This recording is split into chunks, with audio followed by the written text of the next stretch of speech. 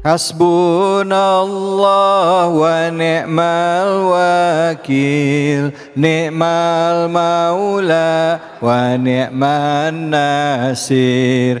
Hasbunallah wa ni'mal wakil, ni'mal maula wa ni'man nasir. Hasbunallah wa ni'mal wakil, ni'mal maula wa ni'man nasir. Hasbunallah wa ni'mal wakil, ni'mal maula wa ni'man nasir. Sallu ala Nabi Muhammad sallallahu alaihi wasallam. Bu, punya janji apa yang belum dipenuhi, Bu? Banyak. Bapak punya janji?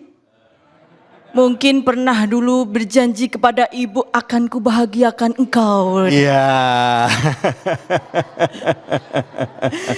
Sedang dalam proses untuk membahagiakan, insya Allah bahagia di dunia dan di surganya Allah SWT. Amin.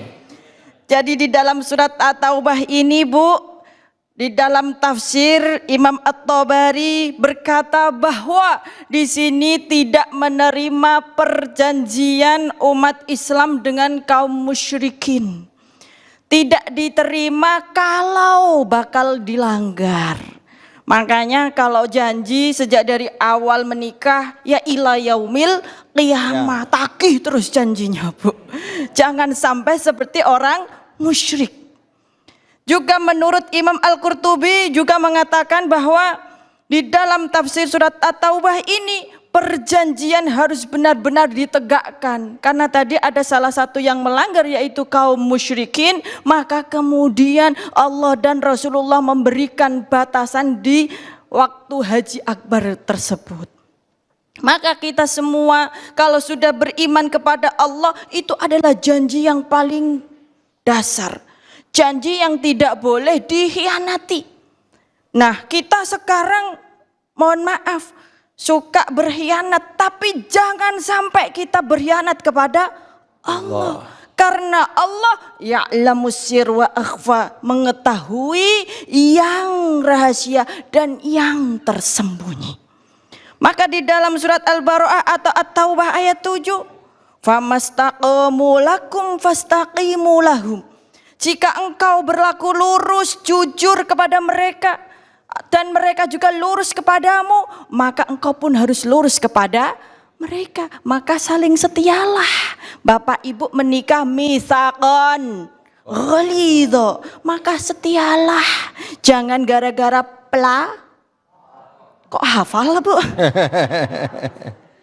Kan pelah itu banyak ya, ada kor, ada cur, ada rian ya. Pelarian. Jadi kita semua harus benar-benar memiliki iman yang teguh. Jangan sampai berkhianat kepada Allah.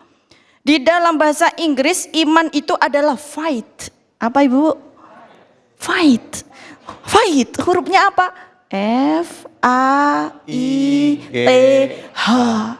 F-im. Apa itu? Teguh. Kita harus teguh ketika memiliki iman. Jangan leda. Lede, kayak dele dan tempe. Pagi dele, sorenya tempe.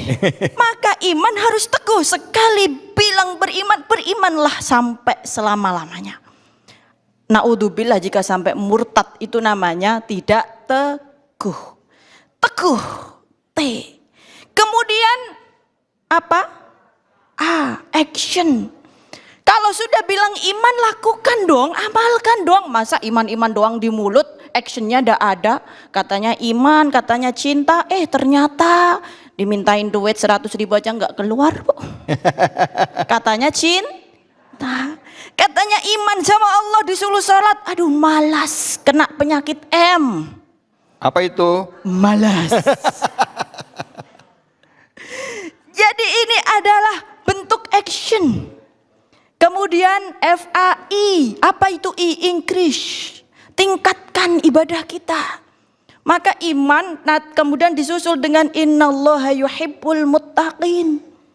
Allah akan mencintai orang-orang yang bertakwa, karena setelah kita action dan ditingkatkan keimanannya akan berlanjut kepada yang namanya takwa. Takwa itu adalah menjalankan perintah Allah dan menjauhi larangannya. Jadi kemudian kita semua harus benar-benar meningkatkan ibadah kita. Jangan sontoloyo. Apa itu sontoloyo? Males kalau kita disuruh berbuat kebaikan. Kemudian setelah apa tadi? Increase, kemudian trust.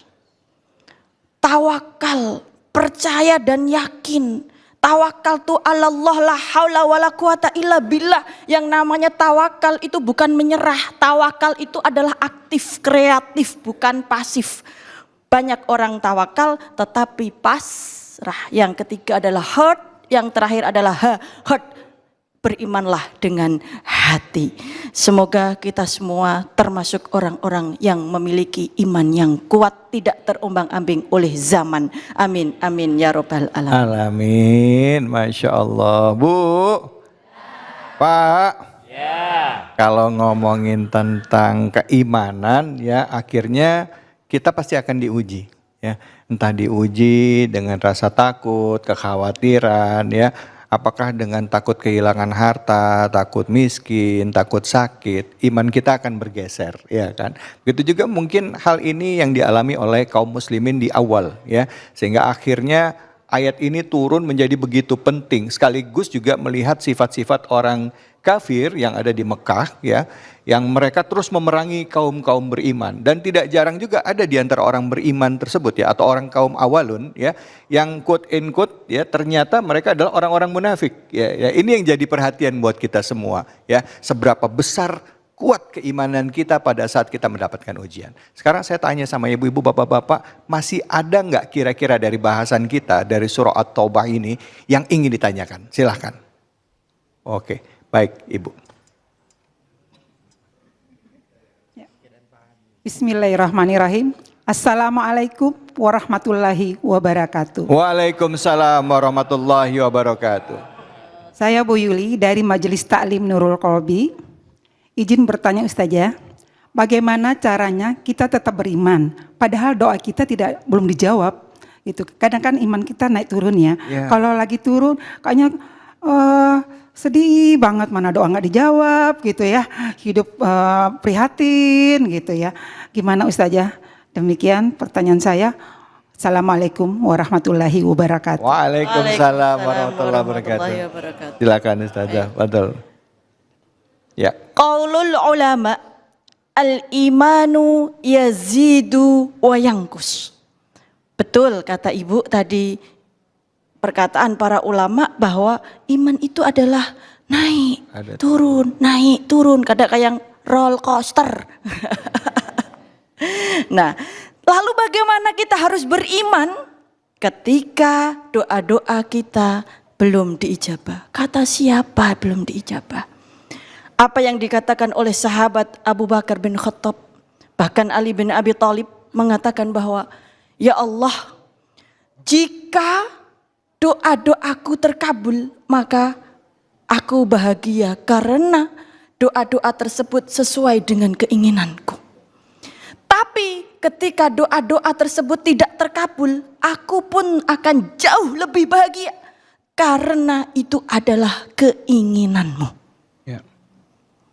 Jadi tidak ada istilah kita semua terombang-ambing imannya karena doa. Ya. Kalau doa kita nggak terkabul, Bu, ada yang pengen suaminya kaya raya? Ada? Ada. Sudah terkabul belum? Belum. Kalau sudah terkabul kira-kira sudah kaya, tetapi selingan. Selingkuh mau? Karena bisa jadi apa yang kita doakan jika dikabulkan itu tidak baik untuk keimanan kita, keadaan kita, keluarga kita. Karena perubahan kondisi ini akan merubah dari hati. Jika kita tidak tetap dalam iman. Maka imanlah selalu, meskipun di dalam jalan iman itu adalah jalan sunyi, tetapi kita akan tetap baik-baik saja di dalam jalan keimanan tersebut. Baik, Masya Allah. Jadi mari kita haturkan keimanan kita bukan dengan alasan apapun, bukan karena doa kita yang diterima, tetapi karena kita memang beriman kepada Allah Subhanahu wa Ta'ala. Baik, alhamdulillah. Ustazah, saya mau nanya, nggak apa-apa ya Bu ya?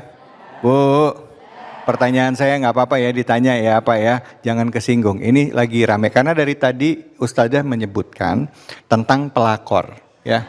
Ya, saya mau tanya ini, di dalam Islam ada celah yang namanya poligami.